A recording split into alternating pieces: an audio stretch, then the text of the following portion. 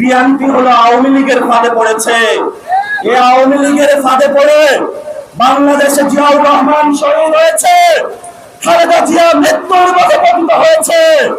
জনাব প্রধানমন্ত্রী তারেক রহমান, আপনাকে আমরা হুঁশে আসতে বলি।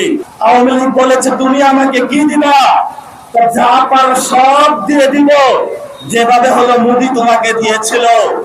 বলছে তুমি আনবে কই থেকে, বললো তুমি যে দাদার বাড়ি থেকে এনেছো, আমিও মোদি দাদার বাড়ি থেকে এনে তোমাকে দিব, ভয় নাই। বর্তমান পরিস্থিতিতে অনেকে বলে যে বিএনপি নাকি ফাঁদে পড়েছে, অনেকে কামের ফাঁদে পড়ে। বিএনপি হলো আওয়ামী লীগের ফাঁদে পড়েছে। এই আওয়ামী লীগের ফাঁদে পড়ে বাংলাদেশে জিয়াউর রহমান শহীদ হয়েছে, খালেদা জিয়া মৃত্যুর মুখে পতিত হয়েছে। জনাব প্রধানমন্ত্রী তারেক রহমান, আপনাকে আমরা হুঁশে আসতে বলি।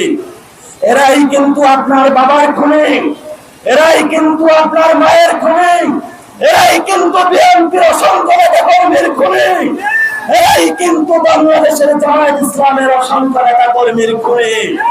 শুধু এরা দলীয় নেতা কর্মীদেরকে খুন করে ক্ষান্ত হয় নাই, এরা সেই আমাদের সাগররুনিকে হত্যা করেছিল, শাপলা চত্বরে অসংখ্য আমাদের দিন ভাইদেরকে হত্যা করেছিল, পিলখানা অসংখ্য বিডিআর ভাইকে হত্যা করেছিল।